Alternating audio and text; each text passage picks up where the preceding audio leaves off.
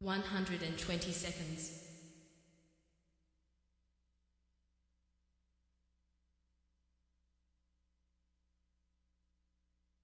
110 seconds.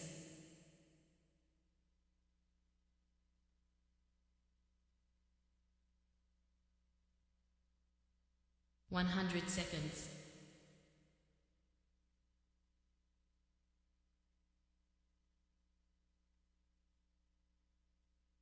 90 seconds.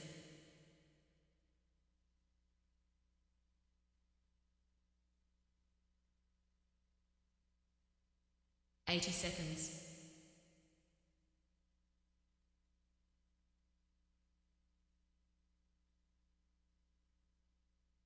70 seconds.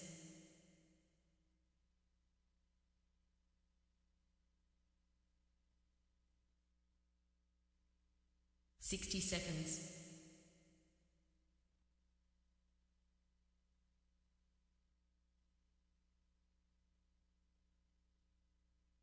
50 seconds.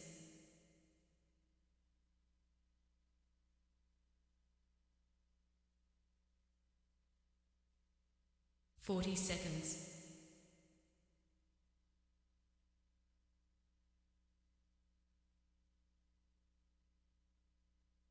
30 seconds.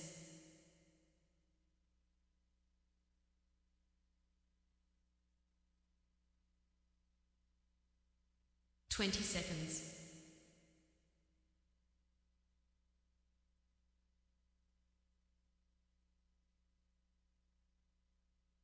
10 seconds.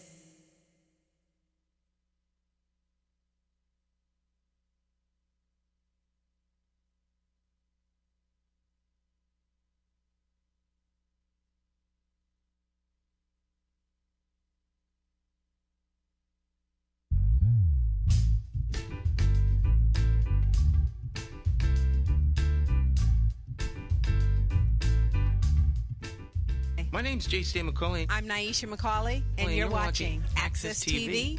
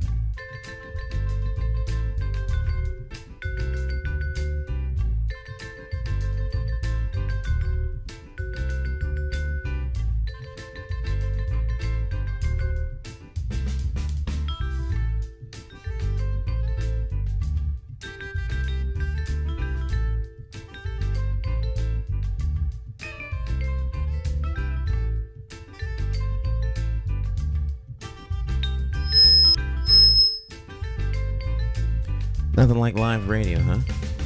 Live TV. We'll be all right. It's Morning Talk, my friends. Once again, of course, it is indeed time to get our talk on. Morning Talk with me, your host, J.C. McCauley, along with the champions of talk. We've got joining us remotely this morning.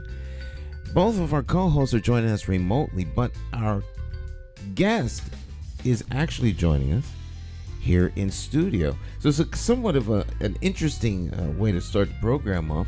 We do have Cacique in the house. We got Dr. Bowen in the house. Dr. Bowen, how you doing? Good morning. It's Wednesday. All is well. Buenos dias, mi amiga. Yes, buenos dias. It's an awesome Wednesday. You know, we got a little touch of that snow. I'm glad it wasn't more than what they, expected, but it's all good. I'm ready to go. Midterm grades got to be submitted. I got a class that has some final grades that are due, and so I'm ready to go. And good morning to everyone. Cacique, guest, Ian Stan. Let's go. All right, Cacique. Hi, Stan. Good morning. Good morning to all. Good morning. Good morning. Ahom, Taino Daka. That means greetings. Ahom means greetings, and Taino Daka means I am Taino. I'm here in the land of my birth family, and I want to extend a wonderful greeting and blessings to my family, the Delgado Roman family here on the island of Borinquen. And greetings to all. All right. Joining us from somewhere in the Caribbean, the one and only Cacique. In studio 1A, our special guest joining us this morning, none other than Mr. Christopher Dukes. Good morning, champions. Let me tell you, I am honored to be here with you. You know, I listen to you on a regular basis. I call in sometimes. I'm just so happy to be here with you all today, and I'm looking forward to a very healthy, productive conversation that I hope the community and the individuals who are listening will fully enjoy and appreciate. Looking forward to getting to work. All right. What's up, Chris? I think we're just as excited, if not more, to have you, man. You're doing some wonderful things out there, and to be honest, man, we just can't wait to hear about some of that, man. So yeah, welcome, brother. All right, my friends. So I hope you all out there had a good day. Half the state got a day off, even though there was no snow. But I guess for the people that did have snow, it was serious. You know, when you don't have to suffer from a thing, it's not so bad. But if you're the one suffering, it's a whole nother subject, a whole nother story. A whole nother story. We'll talk a little bit about Brother Chris's situation here in the state of Connecticut and the implicit bias, the unfairness, the almost nigh unto RICO stuff going on here in the state of Connecticut. But, of course, for our program, it isn't how many that watch, it's the who. The who. So, All right. the great who we're watching this morning. So welcome to the program. It's been a long time since you've been here. Yeah, it has been. Again, I appreciate the opportunity to come here. I had an amazing weekend, and I know you wanted to talk to the champions as well about their weekends as well. I had one of the best weekends I've had in quite some time, and got a chance to celebrate a special birthday for a young lady who is near and dear to me. She turned 23 and had me join along with her mother for her birthday celebration. And it was good for me because I got away for the first time. I disconnected from all the things that have been going on, and it gave me a chance to recharge my batteries. But now I'm back in the saddle. So for those in the state, those individuals who perpetrate lies and abuse their power on a regular basis, watch out, because here we come. I'm ready. All right. That's what I'm talking about, Chris. Yes, brother. Yes. Let's go. I got a quick question. You know, and being in education, one of the major things to me that is very, very striking in terms of having an understanding of what concepts mean. So, for example, we give out syllabi in terms of our courses. Now, having said that, it's not guaranteed that students will, first off, read the syllabus, second, understand what it is that is contained within said syllabus, where it is that they do decide to read the syllabus, and then third is whether or not they will come to you to ask questions where there are gaps in understanding. So my very first question for you, Chris, I hope you're ready, and I know you are. What is your definition of transparency? Oh, wow. My definition of transparency is limited access legally. And what I mean by that is anything that you are not required to conceal, required by law. For example, FERPA, and I won't go into a full, or HIPAA, I think is more familiar to folks. If you are allowed to give access to the information, you give it, especially when it's in a public institution or agency or so forth, you give it. Why not? Public dollars, taxpayer dollars are being used to do the business. So if somebody wants to see a level of transparency, whether it be in policing or some other, provide it. It's public information because public dollars were used for it. So I believe in being fully transparent. You should be doing the business of the people, whether they're watching or not, with honor and integrity. So again, the definition for me, I think transparency is truly being transparent about your dealings in your business. Awesome. That's deep, because when it is that we're dealing with individuals that hold positions, from your experience and what I do know based on the journey you've taken, is it a fair statement to say, or rather ask, well, let me make it a comment. Is it a fair statement to say that transparency along your journey has been lacking? That is a very fair statement, but let's be even more specific with it. I have been completely transparent in my dealings in this situation.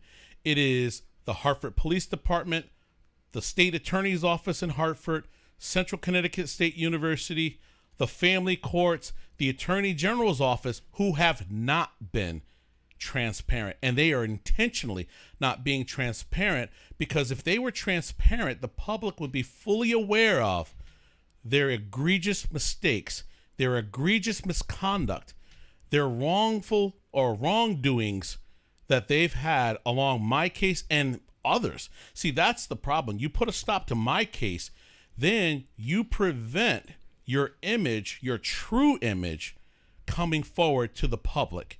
And there comes accountability. So the actions of the state and people in power are limit transparency in order to avoid accountability.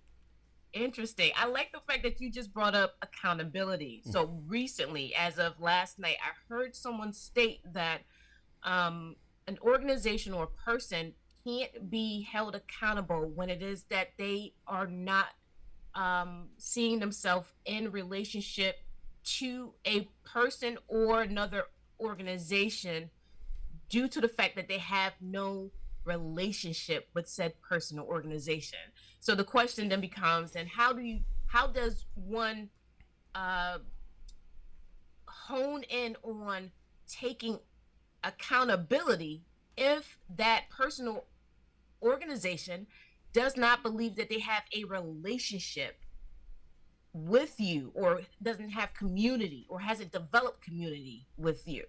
So I'm just throwing that out there from the perspective that it got me to think that, if it is that we're going to hold individuals accountable, or whether or not they see themselves as being suitable for being held accountable, the question becomes, do they even think that they are part of a community where it is that there's a relationship that has been developed so that accountability is actually there? It just got me to thinking. So you brought up a good word when you spoke about accountability. Kasike, what are your thoughts, sir? Well, Chris, I think that for me, there's collusion.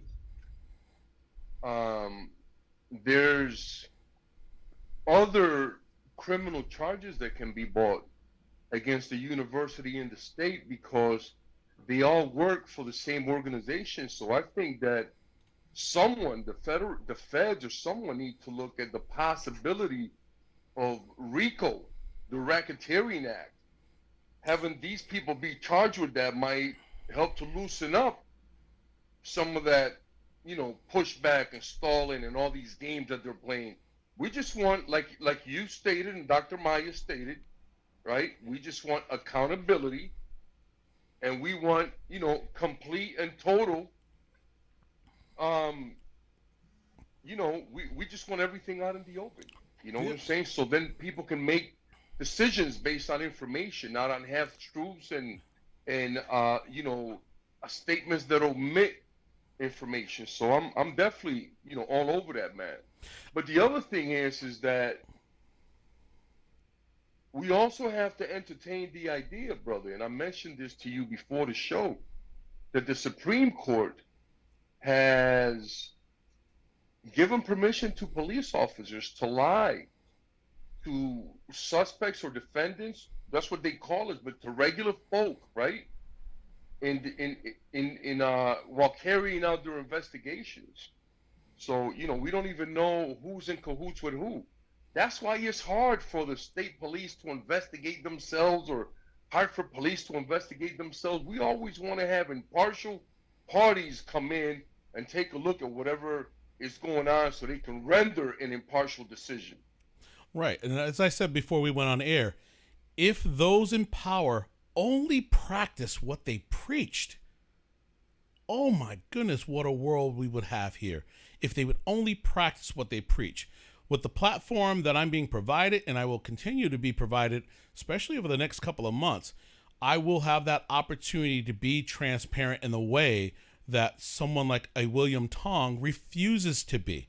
Okay, the person that we're seeing on TV is not what's truly happening behind the scenes. And I want to go back to what you said regarding, and I'll use, again, I like to give evidence and not just anecdotal or emotional responses to things. Absolutely. So the federal government, I filed a complaint with the FBI over 3 years ago concerning the state's lack of transparency and accountability and enforcement of its laws. As you know, I had my own Emmett Till experience back in 2018. We're coming upon the 5-year anniversary that my ex-wife swatted me and my children, faking a 911 call, causing a malicious prosecution. Actually, I was supposed to be in trial this morning, but another delay in justice. We are now delayed to March 24th, where she is being sued in civil court for malicious prosecution. I'm finally getting a day in court as a plaintiff, which has been delayed for 5 years. Now, back to the federal government. I filed this report with the FBI. Do you know how courageous it is to walk into the FBI as a black man and say, these individuals, these high-powered police officers and so forth, have created these injustices, and they've committed crimes against me and my children, and I want you to do something about it. As of today, to my knowledge, the FBI has done nothing. They had another meeting with me back in the fall after I've been flooding them with all of the evidence. And filing a false complaint is perjury. Well, it's perjury. It's a felony. I haven't been arrested for felony because they know I'm telling the truth. They are just selecting not to hold the police officers in Hartford and the state attorney's office. Richard Colangelo, is one of the chief state who ran to retirement about this. He should have been under an investigation. Also, he should have been charged for covering up what Assistant State Attorney Vicky Melchiori did and covering up this Emmett Till experience, as I said. And again, I don't mean to diminish Emmett Till's situation because Emmett Till died. I didn't. Yes. My children and I survived, so I don't want to take anything away from that, but it was the same formula. A white woman falsely accusing a black man of serious crimes. Well, Emmett Till, again, it wasn't a serious crime, but back then it was considered that, at least amongst the white community.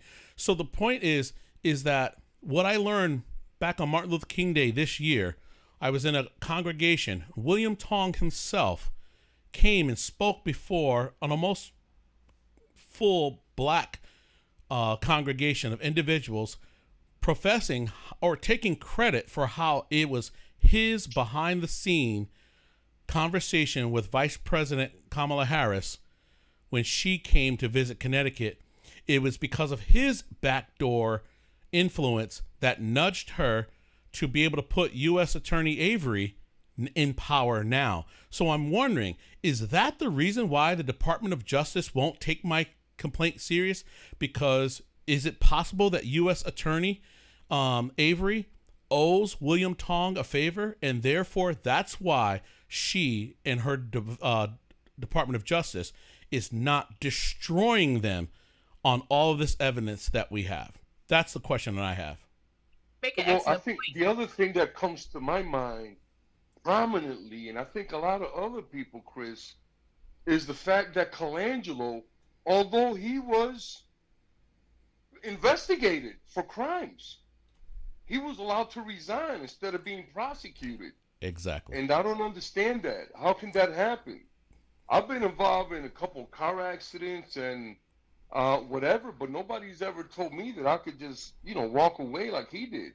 Right. And So we need to be really concerned, because that was a pattern of behavior that I spoke about many times on the show in the past. Police officers who have committed crimes, killed people, had bad car accidents, they beat people up. Once they were a prosecution was attempted, all they had to do was resign, and all charges were dropped.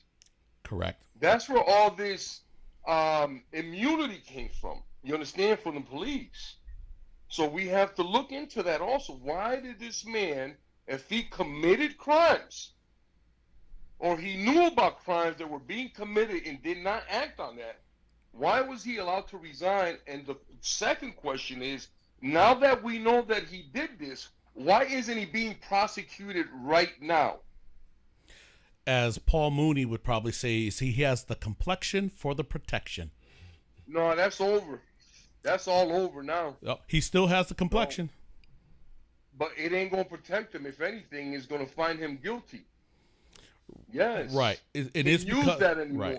Our because governor. we are demanding accountability, and we're not having that anymore. Right. Our governor and our attorney general elected to allow him to retire. Just because he retired doesn't do away with the crime. He still should have been investigated. That's why I said that the federal government, Chris. Yes. That's why I said that the federal government should entertain the idea that this is RICO related.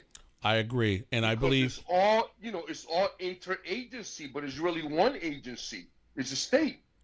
Exactly. And if there's a group of managers and people in the state government that, under the guidance or knowledge or no knowledge of the government, because ignorance of the law is not protected from it, right? And they're committing crimes against citizens, right? Or they're allowing crimes to commit against citizens, and they are willfully, knowingly, and consciously not investigating or prosecuting people. That's all criminal. You don't have to be a lawyer to know that. I agree. And again, now there's a family that I've come to know and supporting in another capacity. This is the family of Stephen Barrier.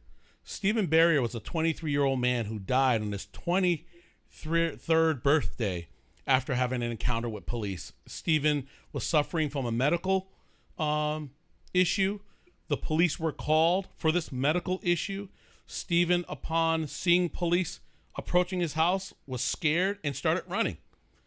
The police pursued him as if he was a bank robber. It was a medical call. Let him run, right? Let him run. Yeah, no, they chased himself down. He's not hurting anybody running. Exactly. He had not hurt anyone. And let him run. No, they chase him down. The cameras go off. The body cameras go off.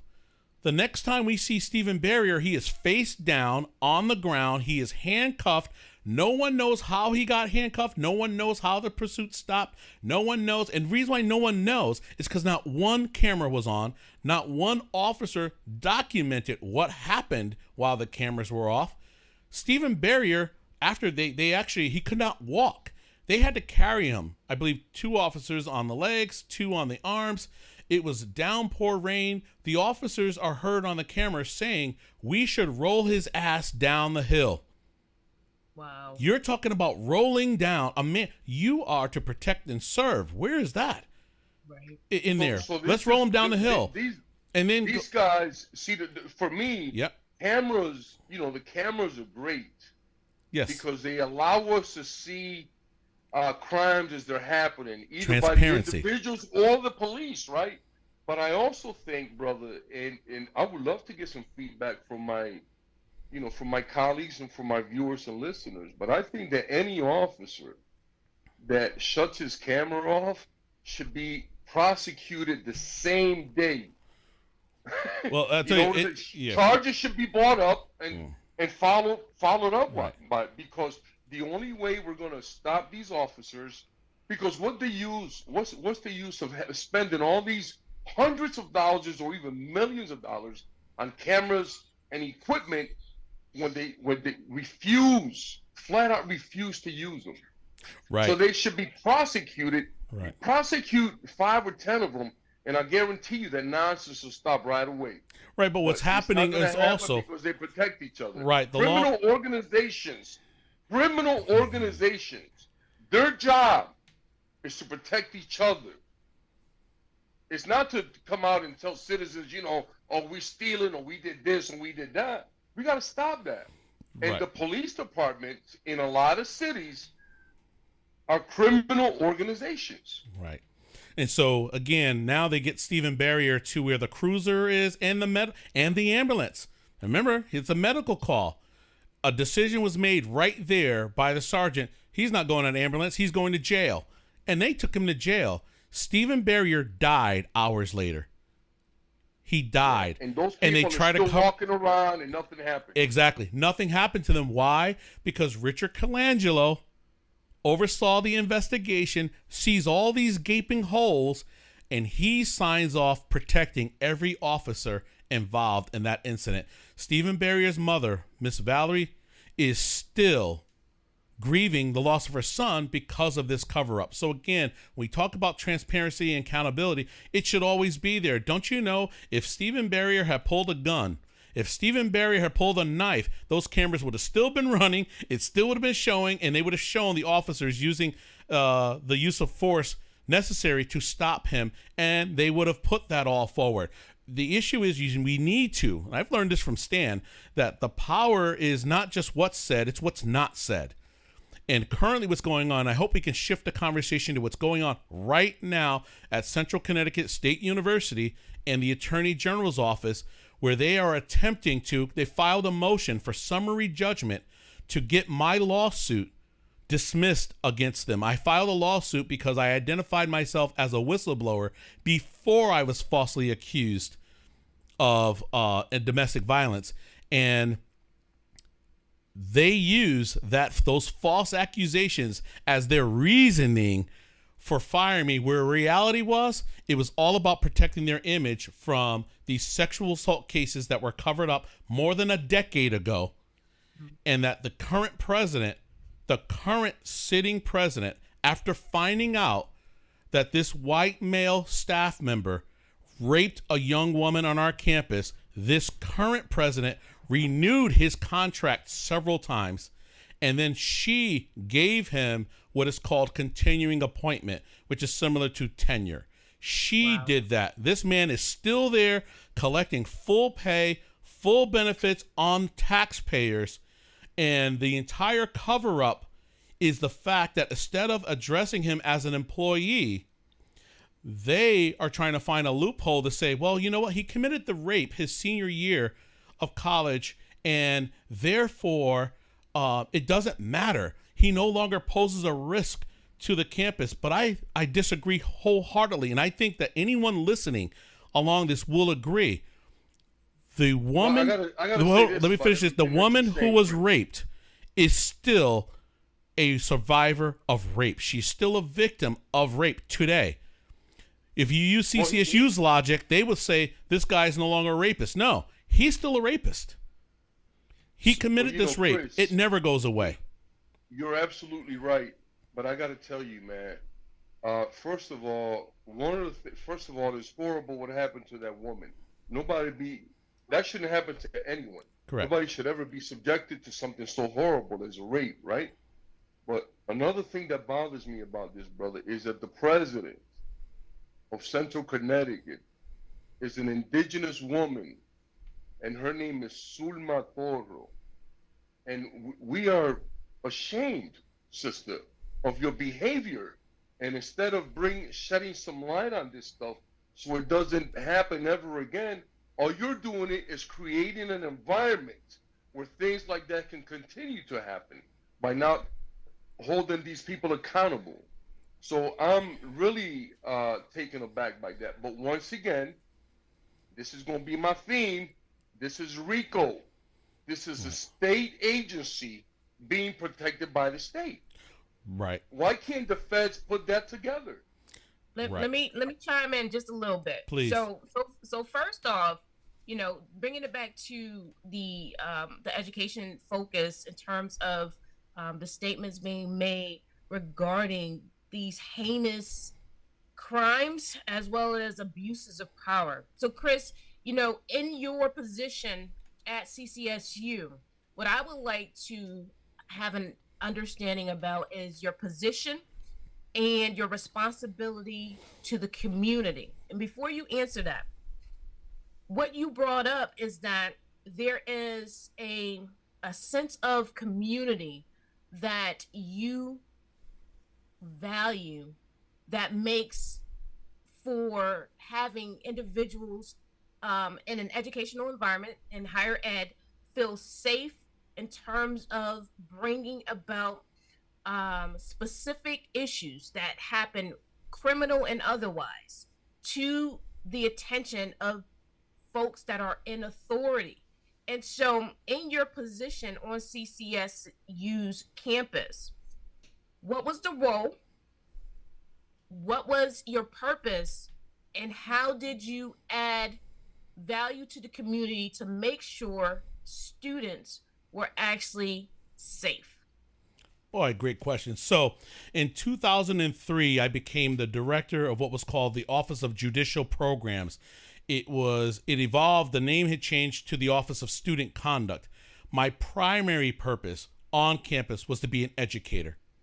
And it was my role as the designee of the president and vice president for student affairs. It was my role to administer the Student Code of Conduct. The Student Code of Conduct is designed to set the behavioral standards and expectations of the community. So the whole purpose was creating a healthy community by having ethical and behavioral standards in place that would govern the entire student body, undergraduate and graduate students.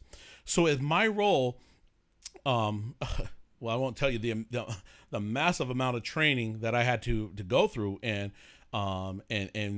the certifications and the investigatory skills that had to be maintained and well sharpened. My role in that was, again, when I said educated, if I had a student who was accused of something, as an educator, my job is to educate them on what their rights are. Because most people, as you said in the syllabus, if they don't read their syllabus, they don't know. Most students do not sit down and read the Student Code of Conduct. So when they come to me for the first time, it depends on what they do.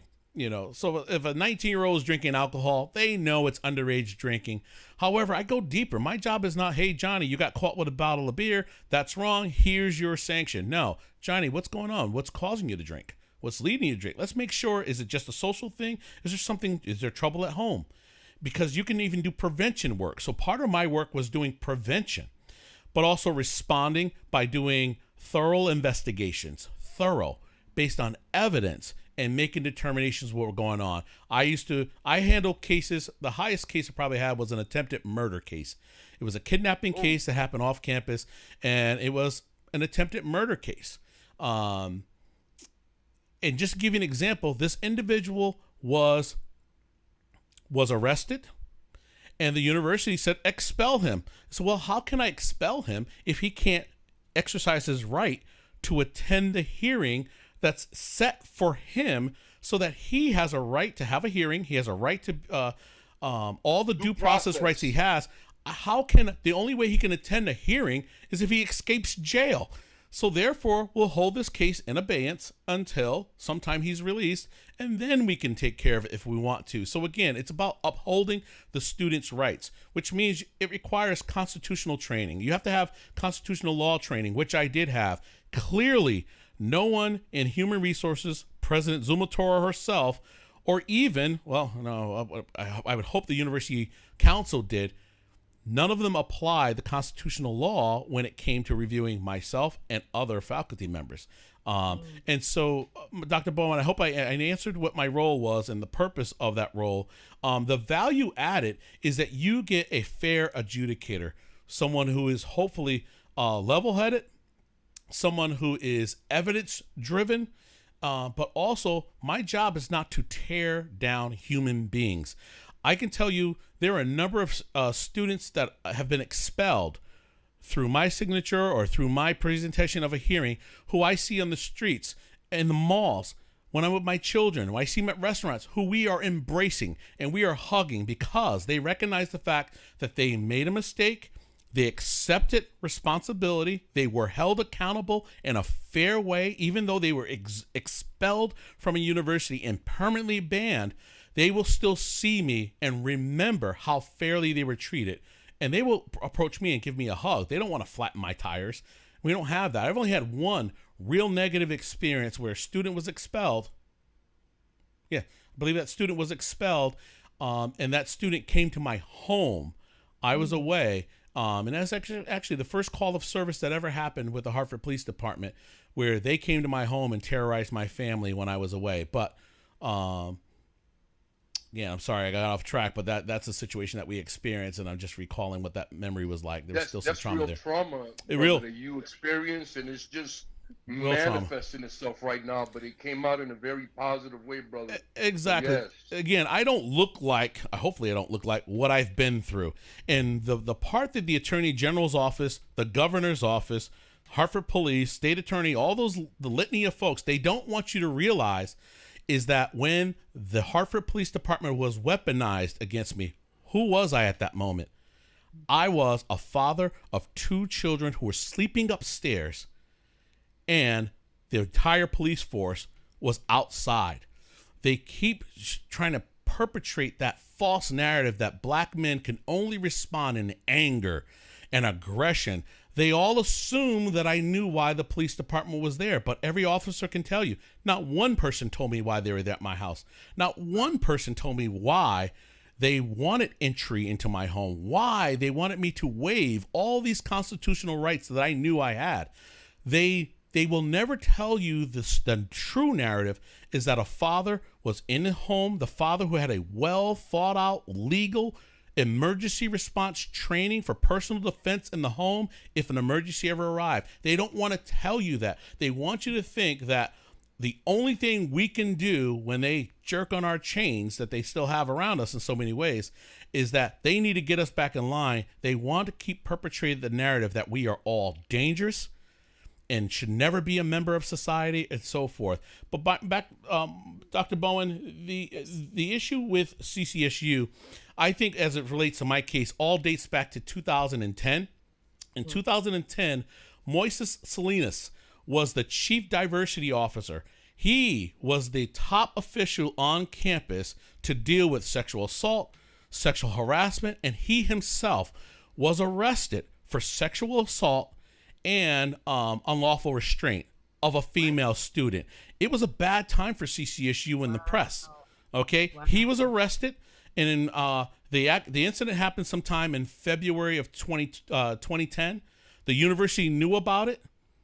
He was arrested for that later on in August of 2010, and after his arrest, he pled no contest, and he was convicted. And one of the things the judge said was that he used that position, I'm paraphrasing here, used that position in a way that parents don't assume that university officials would. He used it in a way to his power and authority to abuse this young woman. Okay? Wow. Let me ask you this. Let me ask you this, though, because I need to bring this back in terms of community. Yes.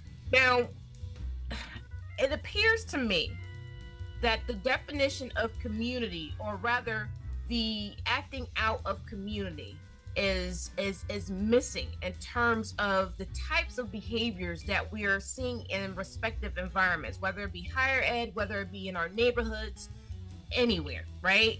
So when it is that crimes are being done by individuals that hold positions within organizations whereby the evidence that is going to clear or convict someone is not being utilized as the scope of which things are formed, and you now start putting in a lot of different aspects in terms of humanities, emotionalisms, and biases, and so on and so forth.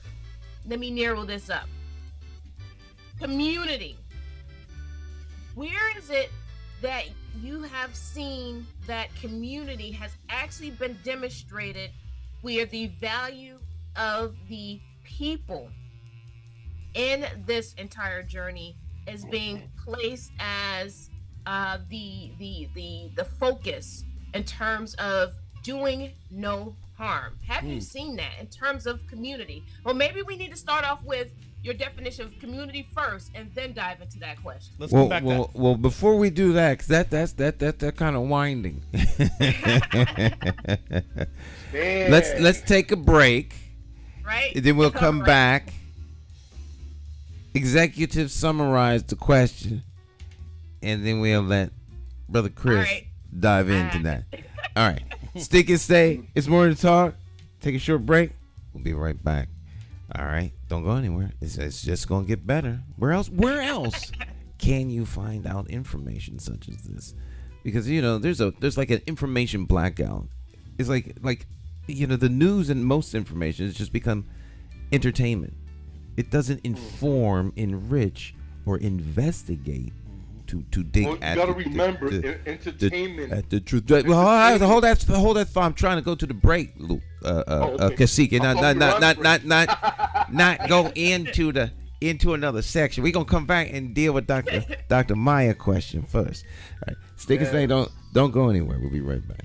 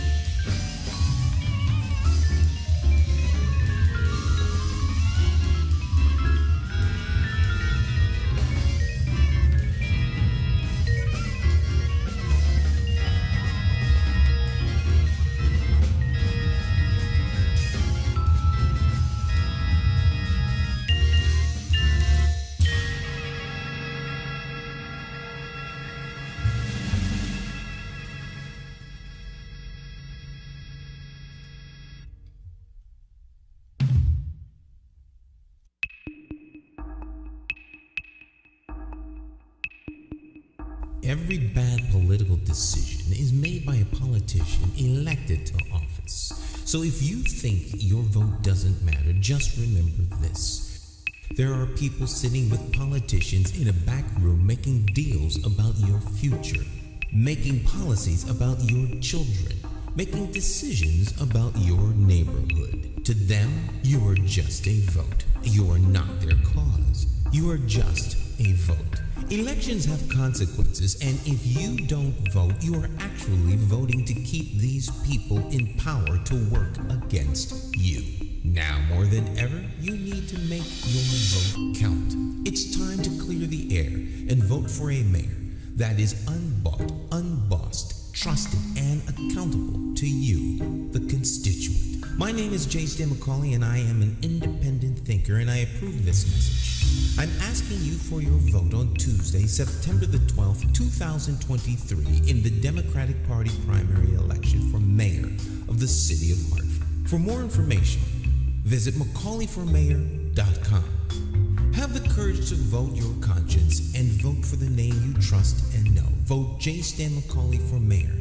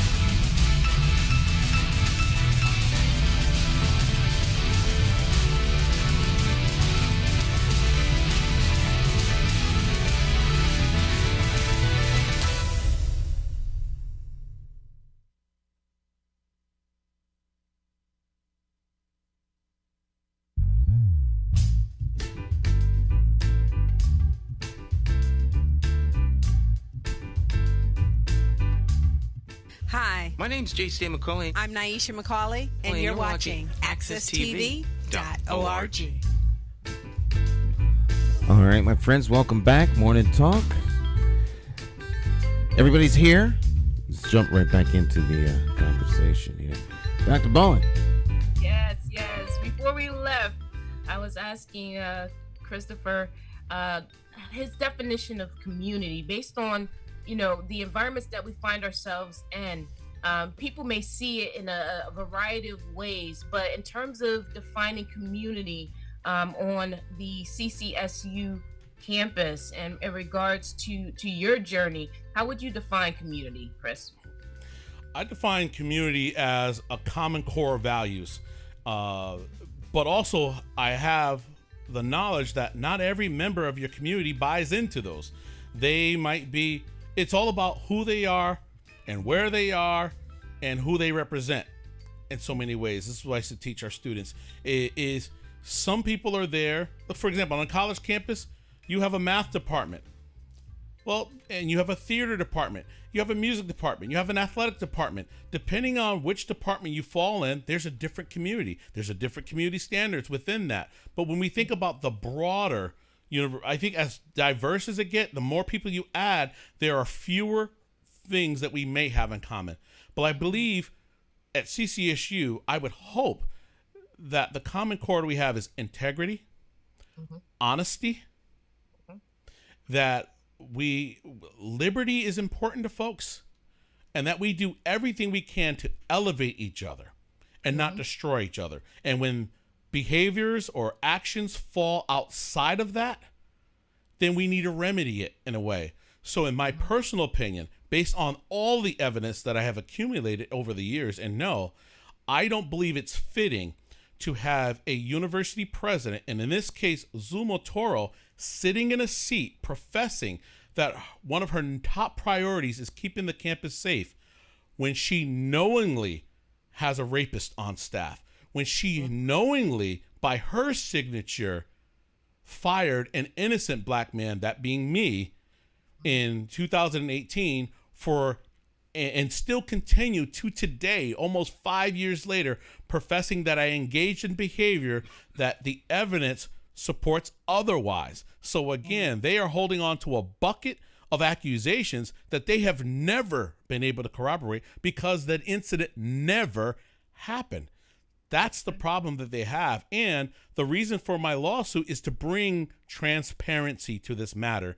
And one of the things I will ask folks to do, and I know I'm going beyond your answer, main reason why I really wanted to come today is this lawsuit is set to go to trial in November of 2023. The Attorney General's office is working very hard to prevent this incident from seeing the light of day. They want to preserve the false narrative that they are honest, that there's a high level of integrity. The Attorney General's office responds to we the people. Right. And you're not supposed to be involved in corruption as they are. So my call to action for anyone listening to this is that you go to the Connecticut Judicial website, you go under the civil cases, or you search a docket for number N as in Nancy, N as in Nancy, H. So that's NNH dash CV dash 21 dash 60111 and the letter S as in Sam. Please go there and download every document you can that's on that website pertaining the motion for summary judgment. There you will find my deposition that was taken in November. You will find the sworn written affidavit from President Zumo Toro, her university counsel, Carolyn Magnan, and her human resources officer, Anna, and I won't butcher her last name here on there. It's critical because in those documents, they are hiding two of the cases of employees who were treated as students. Two employees who committed sexual misconduct against female students. These are the cases that I blew the whistle on. And this is the reason why they fired me, because we were set to meet with a firm. I was told they were auditors, but now later on I learned it was a firm that was being brought in to investigate these cases and see how they were handled.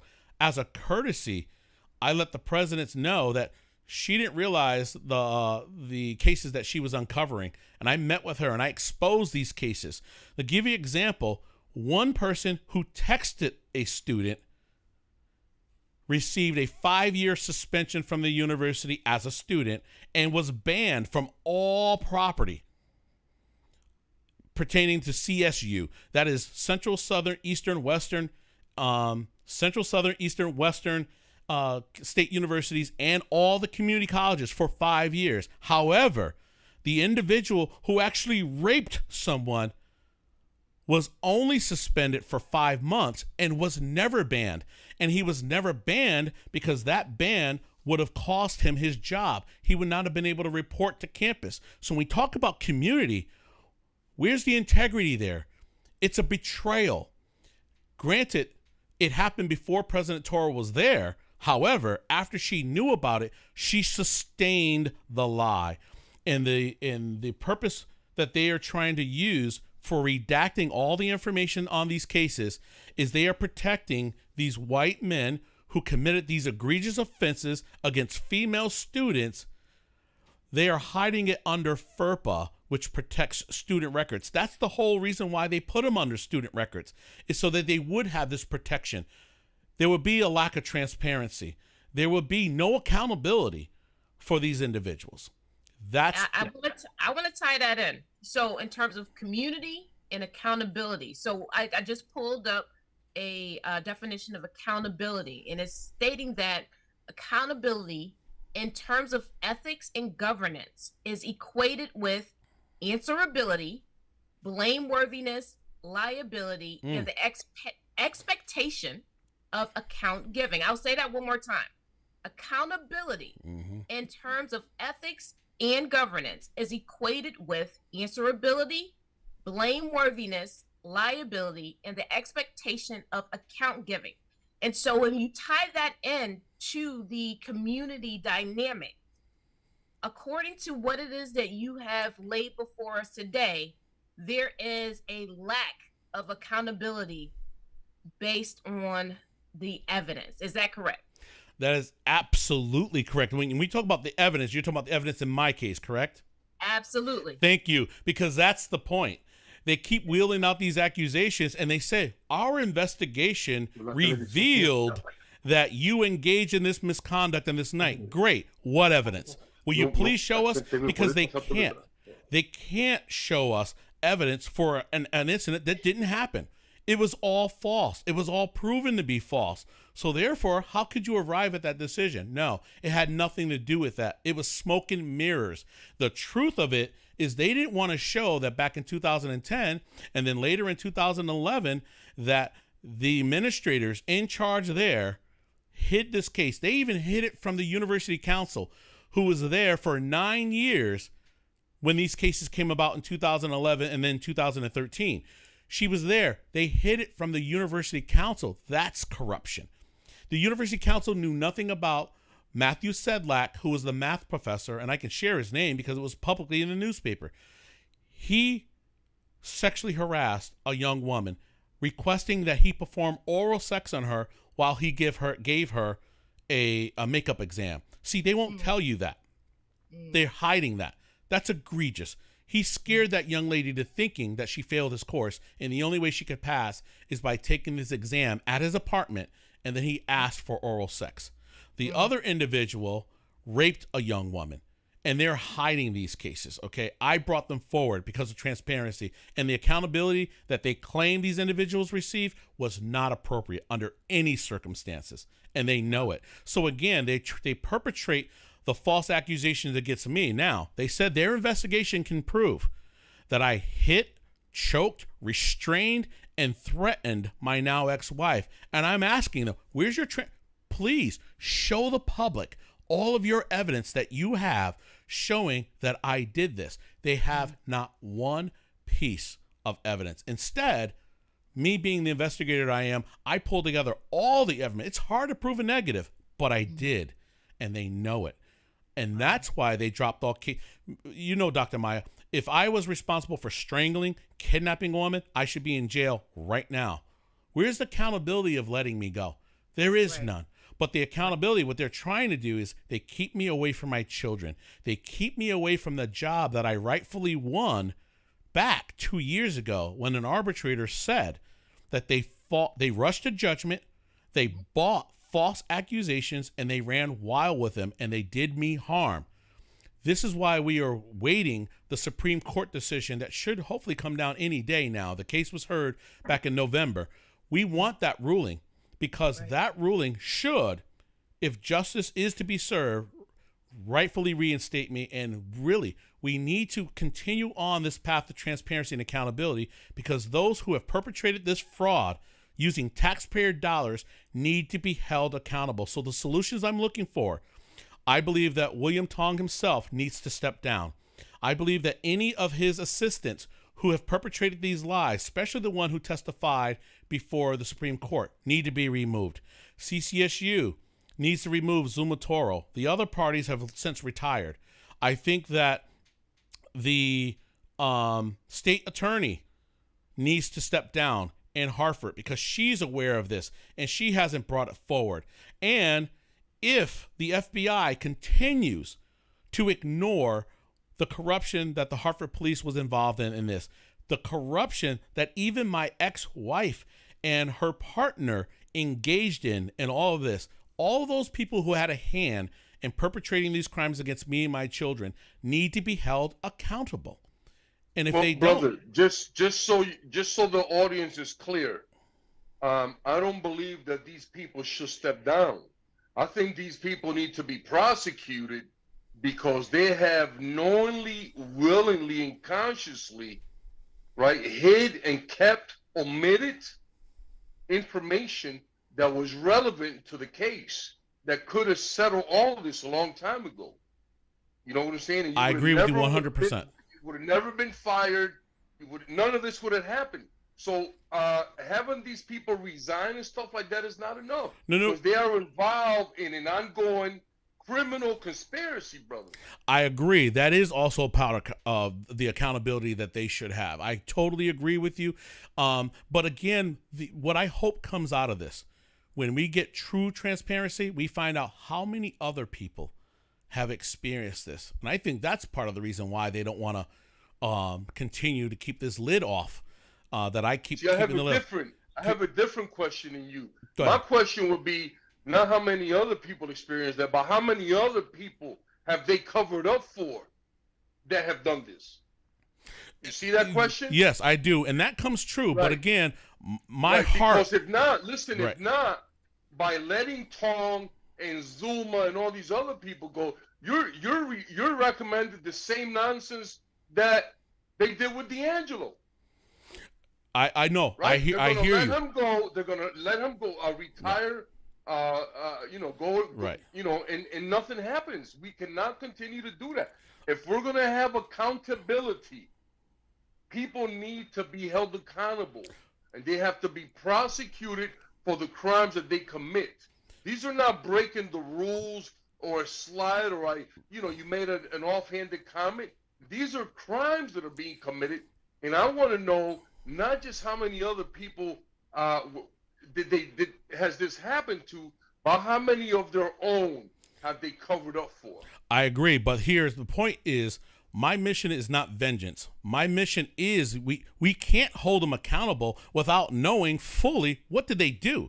So transparency must come first. We have to find out first how many people have been affected by this system of corruption. And then when we find out how many, then we can choose. Why hold them accountable for 10 when it actually affected thousands, right? Right. And we're going to get transparency, Chris, when we demand accountability.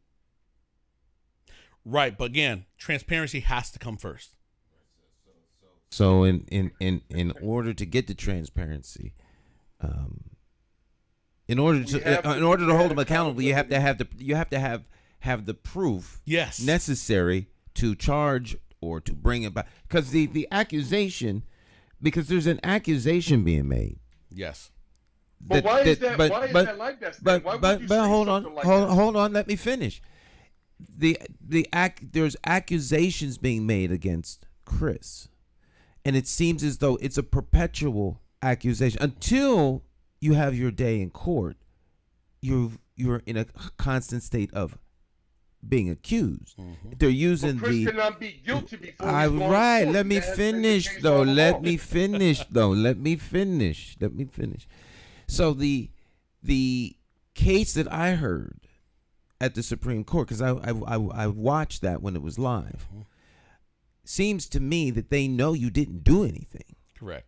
But the accusation there, if I understand and remember, yes, they're saying that the accusation gave them the justification.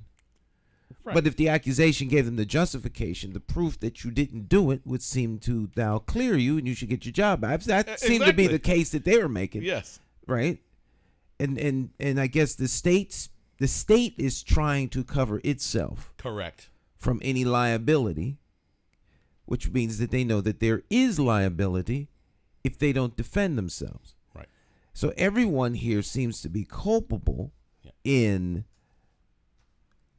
acting out in a way that was harmful to you, continues to be harmful to you, and until you get your day to prove to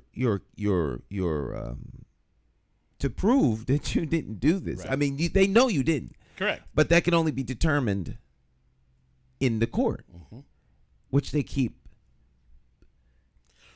putting off. It's determined before them because when you're accused. Here's the other point that I want to make, brother. Go ahead.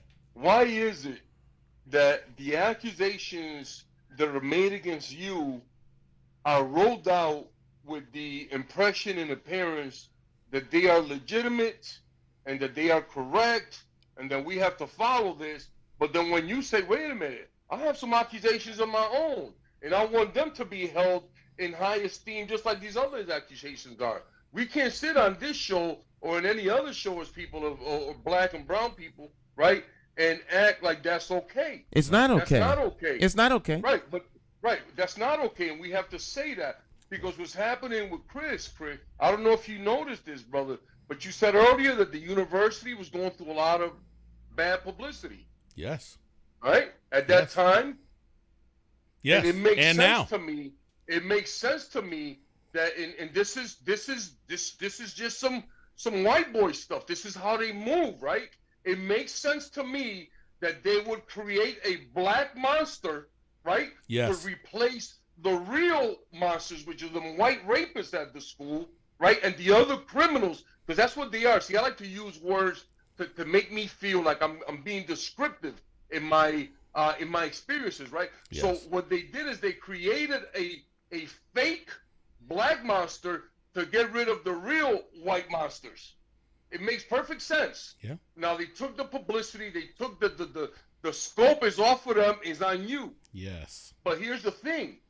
We cannot say that just that the accusations allow them to investigate because like Stan so aptly stated, right, in the midst of their investigation, they should have quickly found out that these were false. And Correct. So they made it once again, they made a willing and a knowing and a conscious decision to continue under false premises to try to prosecute you on the false premises. Correct. That's RICO. Correct. Once again, that's RICO. Correct. So Kasiki, again, let's put these accusations to bed once and for all. These accusations that were made against me in 2018, when they were confronted with the evidence, the state had no choice but to drop every single criminal charge. Why? Because those accusations were dwarfed by the evidence. They were completely obliterated by the evidence, including DNA evidence, okay?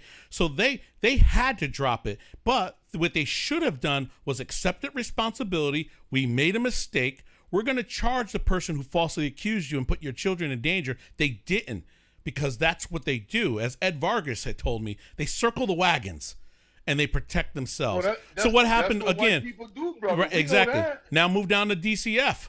When DCF was confronted, those accusations were confronted with the evidence. DCF reversed everything. In arbitration, those accusations were brought forward. What happened when the evidence was measured up against the accusations? The evidence won, and I was reinstated temporarily to my job before the Attorney General's office swept in and then found probably a crooked judge to vacate it, something that never happens in this state of Connecticut. Rarely, extremely rarely, which is why we should prevail at the Supreme Court. So again, when I bring my accusations up against them, the evidence supports my accusations. This is what's different. And what they are doing is limiting the public's access to the evidence and keeping them misguided and misdirected on false accusations. It is dishonest, and that's why these people shouldn't be there. You hear me? I have to correct you and forgive me for this. Go ahead, no. But you know, community. And please help me, because I will. You know, I'm 63 and I'm losing my mind, but there are no accusations against you because they were all dismissed. I agree, but you had stated earlier. So the reason that I'm saying that, brother, is because their suit or their move to have your stuff dismissed is without merit. Thank you. Without merit. That's what I've been saying. Those accusations are dead. That's what I said. Let's kill those. They're dead already. Because in this country, you are innocent until proven guilty. They are trying to prevent me from proving them guilty. Your case has not been like that. That's what I said, sustain. Yes. Chris cannot be guilty. Correct. Before he had his day in court. You know what I'm saying? So I just want to say to all our family out there, to all our viewers and our listeners, that my heart is not on revenge or vengeance. Right. That's not what I'm about. I agree. I am the person that says that we must study our history so it doesn't repeat itself. Right? Yes. And so I am not for vengeance. I am for accountability. Yes, sir. Okay, that's what I'm for. And those are different words for people who don't understand that, and they're spelled differently too. Yes, sir. In case you have problems understanding what I'm saying. All right. Stick and stay, my friends. Wait. Hold on. We're up against the break. Good points being made by the panel. Yes. All right. Yeah. You've never been guilty. Never. Guilt can only be determined in a court of law. So everyone is innocent. Yes. Until proven guilty. Right. Absolutely. But if we're going to use the same measuring stick that the government uses on us, then the government's already guilty. We don't even have to go to trial. We just lock them all up. Right. Stick and stay. We'll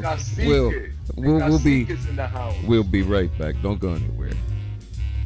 Morning Talk. Cacique, Dr. Bowen, special guest Chris Dukes, live. Don't go anywhere.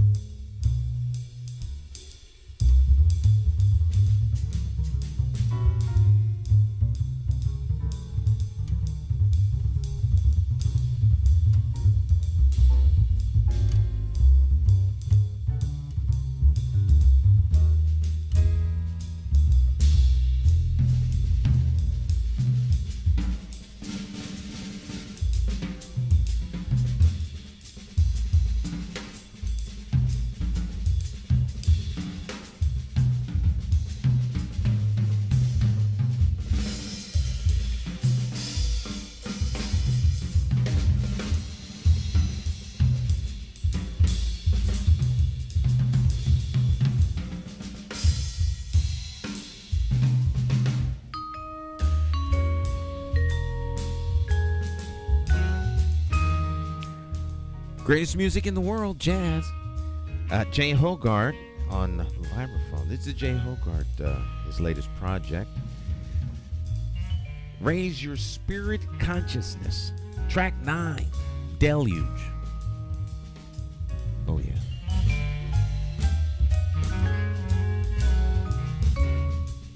Recorded live, by the way. Van Gelder Studio. Legendary studio. All the Blue Note jazz albums were recorded. Stick and stay, we'll be right back.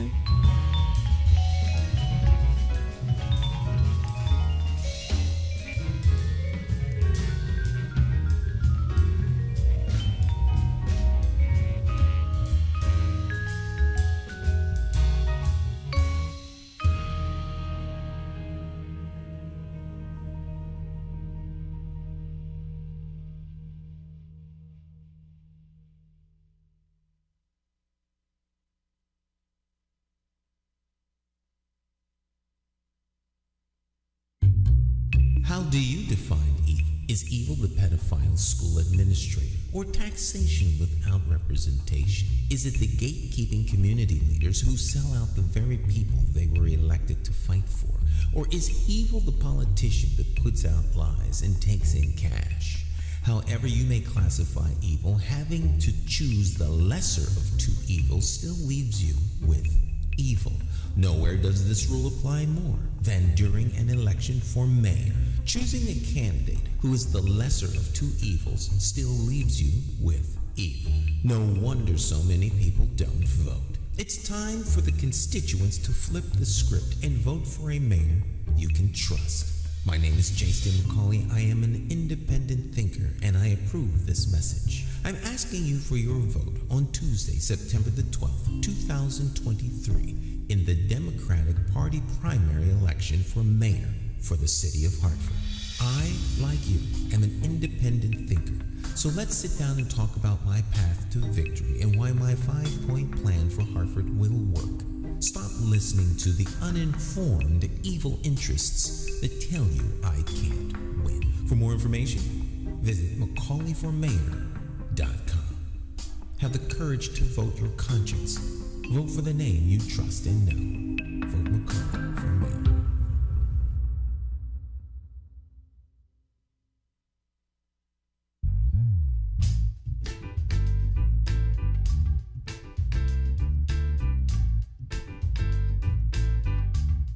Hi, My name's J.C. McCauley. I'm Naisha McCauley, and you're watching AccessTV.org. Oh, yeah. All right, everybody's back. Yes. Yes, sir. Beautiful, Yes, sir.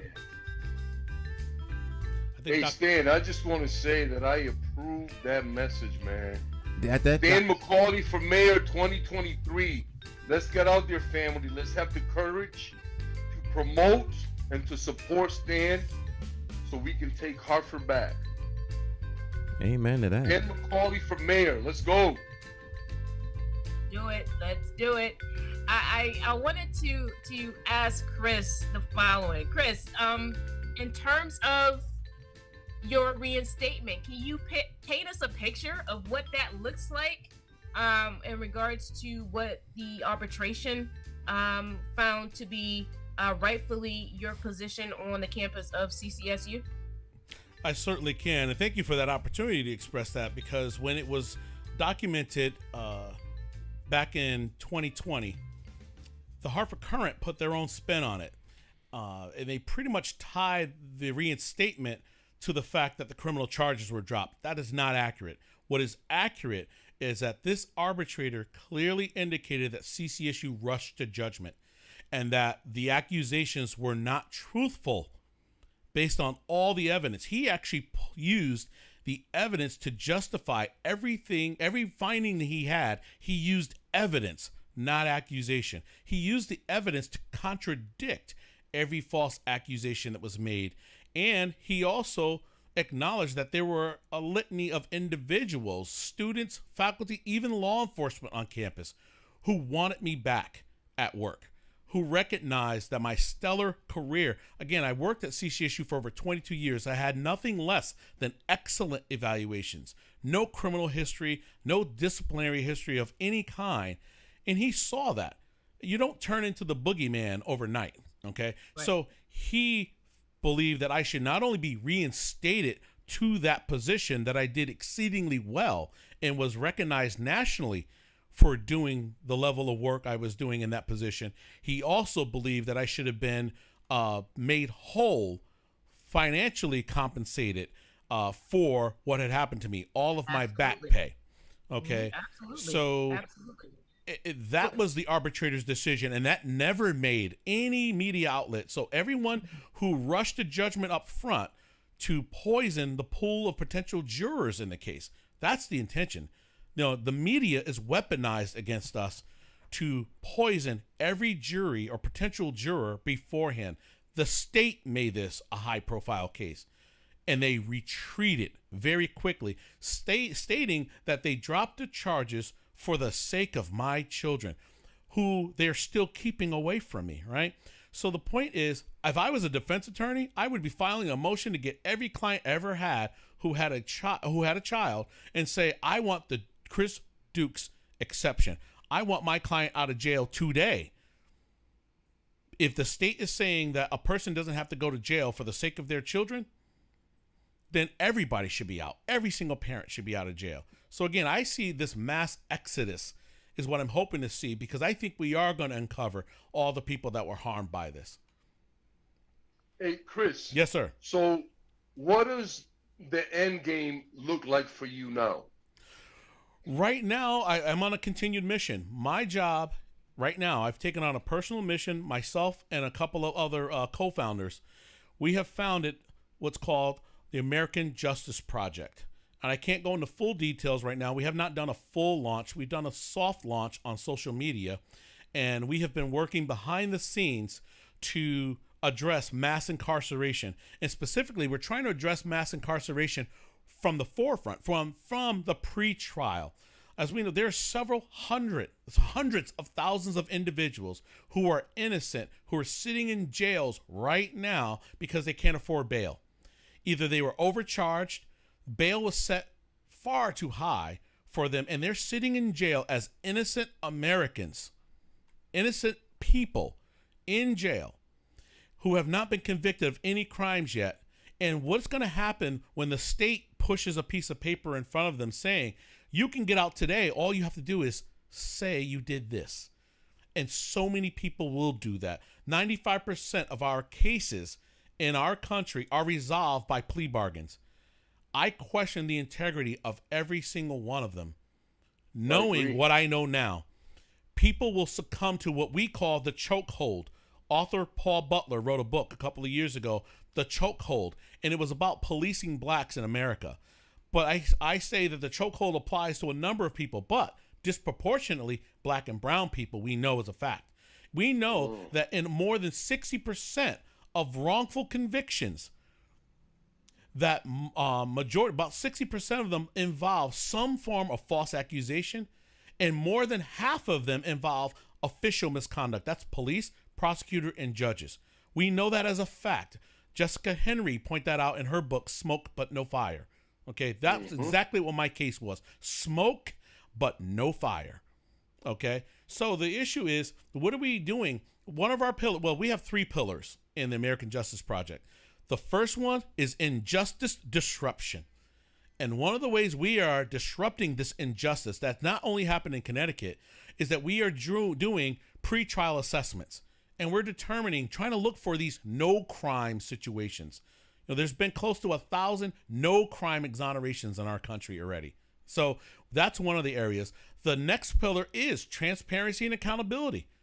We are trying to increase and remove all the barriers that right now are prohibiting transparency and accountability. And lastly, it's public education. A number of our nonprofits out there are doing public education. We want to educate the public that this is going on, and the way that we can hold our elected officials accountable is either demand they step down, demand criminal prosecutions if those are warranted, and We vote in somebody new. I can tell you, as a citizen of Hartford, I truly believe if Luke Bronin had not been the mayor during this time of my family's tragedy, and someone like Stan McCauley was mayor, this would not be going on. See, because Luke Bronin swept this under the rug to protect the Hartford Police Department and to protect the city of Hartford. That is not good business. If the city acts out, Dr. Meyer, going back to your comment about community, if someone within the city, in no matter what office, you commit a crime or offense against someone, the city should do the appropriate remedy, make the citizen whole, and prevent that situation from ever happening again. Say again? Due diligence, Chris. Yes. Due diligence. Exactly. It never happened.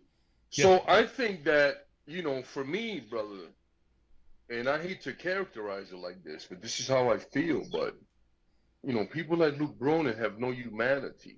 So they can't see what you're going through. They can't relate to your experience. You know what I'm saying? Right. So this is the difference. And this is why I say, once again, family, let's elect Stan McCauley for mayor. Let's make a change in Hartford for the better.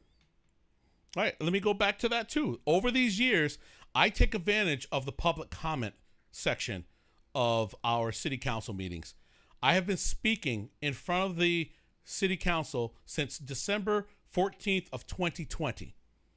Any person who is currently sitting on that council and was on the council back then who knows about this family tragedy and has done nothing to help, even despite being presented with the evidence, does not belong in office. This is why, in my personal opinion, someone like Nick Negron, Nick, if you're listening to this, you need to step down today. You need to exit out of, you should be off city council. That's one. Two, you should not be running for mayor. How in the world could I possibly, or anyone in my family, cast a vote for you when you knowingly allowed this matter to continue under your watch? How could we trust you with the office of the mayor? Well, no, I'm going to tell you how. Go ahead. These are all Luke Bronin's puppets. Oh, I know that's how it happened. They did not make a decision. But, yeah. That's why, family, once again, let's elect someone that is not connected to a particular political party. He is not the mayor's puppet. He is not Bruce Rubenstein's puppet. Do I need to name people here? Mm-hmm. Okay. Let's elect someone who is impartial and is going to deal with issues. Thank you. And something like what happened to Chris would never happen under his watch. Let me keep on going with that. For mayor 2023. I agree with you. Now we go back to Jimmy Sanchez. I don't have anything personally, even though Jimmy Sanchez's inaction as a city council member hurt my family personally. How could I ever cast a vote for a Jimmy Sanchez who knows all about my case, yet when he had the power to do something, he chose not to go against the Democratic Party, chose not to go against Luke Bronin, and so forth, and my family has suffered. So again, Jimmy Sanchez is now my state rep for my district. I want to see, what is Jimmy going to do? The same thing. He's going to do the same thing for you that he did as a city council. Nothing. And that's what I'm expecting. Because in Hartford, the people don't really have. Look, here's what's happening. Hartford is like run like a plantation. The white people come and do whatever they want, and then we have our white supremacy supporters in our own communities, right? But then when you look at the Working Families Party, right? They pretend to be with the community. But the Working Families is an organization that has no people of color in leadership, and it hasn't had for years. Right. And then they pretend that they can go around the state and pick color candidates, right? Right. Because I remember when Levy Cardulas, who's a phenomenal brother, wanted their support, they wouldn't support him, right? Because he would not bow down to them. Yep. So we don't have an independent political party in Hartford that that's not associated with the Democrats or the Republicans or these other make-believe parties, which don't include us. Right. So I want to throw a question to Dr. Maya. I have a touch point. Lou, you stated that the working parties doesn't have any candidates of color, but I would state that we do have. No, I didn't say that they don't have any candidates of color, Dr. Maya. What I said was leadership. They don't have any candidates of color in their leadership. In their not running. Okay, so can you describe what leadership is? Because I would state that there is a woman of color on the board of education that is in leadership in terms of being a board member. But I want to know what it is that they must have just got him on there. Nope. She's been there for a while. Shantae Brody is part of the Working Families Party, and so she's been there in the trenches, going through all the non-transparent things that the board goes through. So you know, it's few and far in between. I would agree with that, but and they have no power. They have no say because they fall on deaf ears. And if Shantae Brody, listen, if Shantae Brody is doing so much, if Shantae Brody is not rewriting all the policies and procedures of the Board of Ed, then she's there doing the same thing that Jimmy Sanchez and the other guys are doing nothing. Lou, let me say something. First of all of us is just one vote, and it's not a one-person job. When it is that you come together as a collective to make changes, you are going to gather up as a team, because my mantra is teamwork makes the dream work. So how does my one vote, even being justified by what evidence was presented or was not presented, actually outvote everybody else that are going in the opposite direction? Right. So here's the thing: we got to look at it full and its totality. Totality of circumstances. Can't get it done. One person cannot get this done, and so with putting in all the energy and sacrifice that's being made in any position. Now, keep in mind that's not a paid position, so you have to dive into and look at and then make decisions on what's being presented and what's not being presented in terms of transparency and accountability. So I would beg to differ that this thing can be done by just one individual. Because if I cast my I never said that. I never said that, Dr. Maya. I'm just saying, no, but that's how I'm taking it in. Right. Because here's the thing. I just feel like you're just confirming my point. Lou, let me just state this, Lou. Let me just say this. If you're saying that she's part of the problem, or a person is part of the problem, where it is that when it is that they cast a vote and try to make change, that one vote is not going to get that ship to change. Okay, so no matter how much work one person is trying to do, it takes a collective, which means that we come back full circle to community. And thank you for confirming my point. But I think so. We can have, this is a broader discussion we can have at another time. But I fully endorse and confirm that. Sister Shantae is fully on board, and I think if you had a conversation with her, Cacique, you would understand. But having and you know, here's the thing: I don't even know why you all are defending her, because I'm not attacking her. I'm just saying that when we have a wonderful person like Shantae Brody in any position like this, she's absolutely useless because she doesn't have the votes to make any change. And I also want to say that I don't believe in. She's not useless, though. She's not useless. And I'm not trying to be at the table to try to attempt to get that change done. We're never going to get anything done. I disagree. You could, and that's your right, but I'm not going. So let's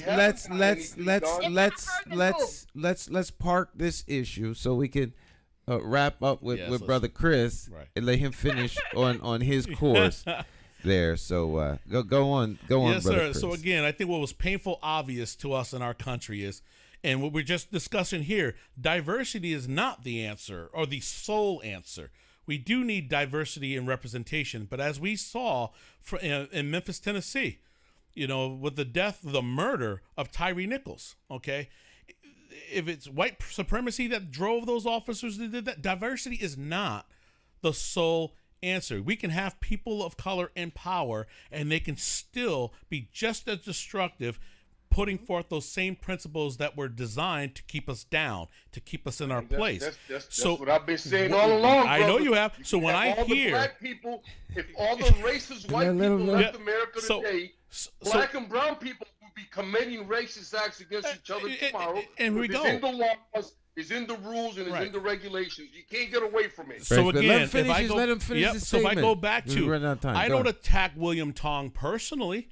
By all means, I know he has children around my age. I've heard him reference to having an 11-year-old recently, and my son is 9. My daughter's 15.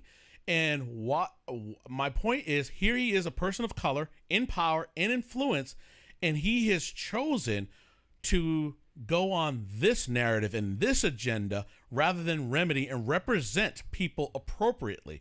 But when I listen to a Nick Negron and a John Fafara talking about our city deteriorating, and they've been in charge, how in the world? Their watch. Yeah, on their watch, the city's on fire. Our neighborhoods are deteriorating. So don't boast about being in power for 30-some years, and there's been a 30-year decline that has affected the people of Hartford. You can't do that. That's like I would hope. That's like a firefighter. Yes. Go into the scene of the property that is burning and not whipping out a hose or turning on that fire hydrant. They're saving the water for their own house. See what I'm saying? Oh, not even. Yeah. It's like the firemen bringing some gas to the fire. Thank you. That's the other part. Or, hey, they bring their popcorn to the fire and watch. So Wow. John Farfara, the reason why I mentioned him. Or even worse, they have set the fire and then they arrive. Ooh, there you go. There you go. Well, I think we can put all of the above. All of it. Right. All the above. Yeah. Plus a couple more. Right. That's right. I'm approaching next month. I will be effectively a Hartford citizen for 19 years. John Fafara has been my state senator. He knows all about this situation affecting me, my children, yet and still, for whatever reason, I don't want to come up with a reason because he's never explained to me why he won't use his position to end what we've called a modern day lynching of me and my children. And so Absolutely. How can you possibly have the gall to stand before the people of Hartford and ask to be their mayor when this is how you really behave behind the scenes? So again, there are some great people out there. I'm looking forward to a change in administration. It's overdue, and the people of Hartford need something better. We do. We deserve it. We pay for it, right? So let's do the right thing. Let's use between now and March to make sure we get the right individuals in office come November. I have been, again, a strong supporter of Stan because I've gotten a chance to see Stan throughout the last couple of years. Being a man of God is important to me in so many reasons, just because it's your driving force. It guides you. Stan is not a person who I believe will allow the level of corruption that has been going on for decades to continue. So again, I don't think there's anything that's ever going to change my mind on that part. So again, I appreciate the opportunity of coming on here. I don't know how much time we have left, but I just want to be clear that I hope people will listen to this message, share this message, but more important, the call to action is to go to the website, the judicial website, look up, the case name is Christopher Dukes, plaintiff, versus Central Connecticut State University, the defendant. Please download as much of that information as you can because your Attorney General's office is attempting to have these documents sealed come March 20th. All right, so get as much as you can. I will also point to you that Black Lives Matter 860, BLM 860 had made a discovery in this case, and they have been putting it all over Twitter. They believe that they've identified who this rapist is, and they've put the information about how they found out, and it's all over their feed. I don't tweet, so I don't know how to use that, but someone had sent the message to me, and I think people should take a look at it, and we need to demand action because it's time to make sure that our tax dollars are going to the righteous way of conducting business on behalf of taxpayers. All right. Absolutely, yes. And thank you so much, Chris, for coming on, man. It's been wonderful. The information that you share has been great. And I have a message for my Hartford family, right? We have an opportunity to do something great, something that's going to benefit all of us. Please, I want all my black and brown people, please reclaim your identity. And let's elect Stan McCauley for mayor. Let's make some significant positive changes in the lives of our families, our children, and our community. Peace, family. Thank you so much. Yes. And so I just wanted to just lastly state, based on one of the the key words that we talked about during this segment: accountability. So here I found 5 ways to foster a culture of accountability. Number 1, give support. Number 2, provide freedom. Number 3, share information. Number 4, provide resources. And number 5, be clear. And this message comes from the Center for Creative Leadership. And so with that being said, let's develop a culture of accountability. Peace, everyone. All right. Final words, sir? God bless us all. Amen. Bless us all. Amen. Thank you, Chris. All right, my friends. Our time together has come to an end. Always remember that the real power is with y'all, with you all. You all are the ones with the real power. And don't let the quote unquote powers that be intimidate you. They'll try their best, but you all always have the power. You have the power of your voice, the power of coming together to make change, and they'll try and intimidate you. But I thank the participants in today's program for their support, but I'm applying for a job. So I will always work for you, and it's been my contention for 40 years that the elected officials work for you. Yes. I refuse to shrink in the presence of an elected official. They work for you. You're the constituent. Make them come in the back door. You have a special event, tell them, the help comes in the back, Senator. You go in the back, come in.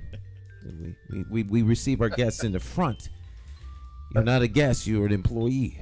The help comes in the back. Nothing personal. You applied for the job, right? So you're servants. All right, so yeah. Great information share. Brother, I hope and I pray that things don't get sealed up. Be nice if that stayed open, because people need to know what's going on. Absolutely. They need to know what's going on. Absolutely. So I hope we were able to give you somewhat of a platform to get this message out. I can guarantee you they heard you. I guarantee it too. Let's hope this time they don't fire bullets at me anymore. Amen. Real Well, bullets. it's like Luke Brown said. There's more of us watching. There's more of them watching than more of us. Always. All right, my friends, our time together has come to an end. We will see you here next time. It's Morning Talk. Let's go out with our favorite jazz musician here, Jay Hogart. See you next time. Bye-bye. Have a great rest of your day. All right.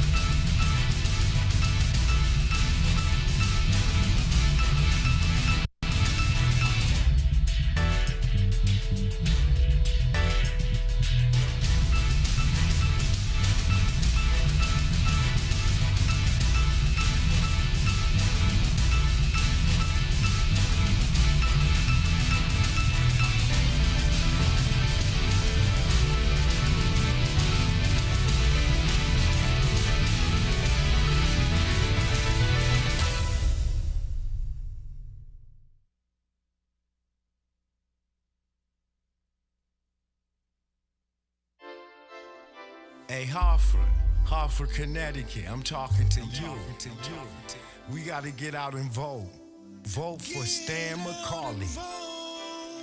It's our time. We gotta rise up and take it back. Vote for Stan McCauley. Vote for Stan. You gotta vote for Stan McCauley. Vote for Stan. Vote for Stan. Oh yeah. It's more than politics than just what your social covers. And it ain't somewhere written down in bold letters. Don't just take my word for it, do your research. Think of your future, look at your bigger picture. Suit and tie, clean up, unity for the righteous. Plotting on action, hands-on access. With a light source vision, door-to-door knocking. Guerrilla style marketing, brainstorm as a collective. Real neighborhood suggestions. Only we know what it is where we living. To make real life decisions. Move on facts, make it manifest back. You gotta vote for Stan McCauley. Vote for Stan. Vote for Stan. Vote for Stan. Oh yeah. Look at your city. Stop. Take a look around. Is opportunity flow into your house? Are you working? Wait, can you save some money? And is your neighborhood safe?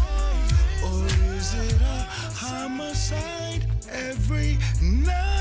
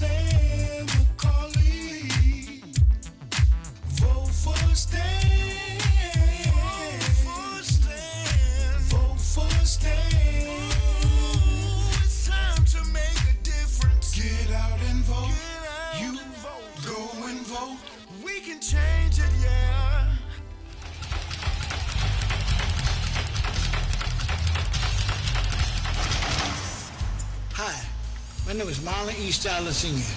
Many of you may know me as the two-time welterweight champion of the world. I'm here to tell you that Democrat J. Stan McCauley, as our next mayor, will fight for you until the last bell. Help me throw a knockout punch. Go out and vote for Stan the man. My name is J. Stan McCauley, and I approve this message.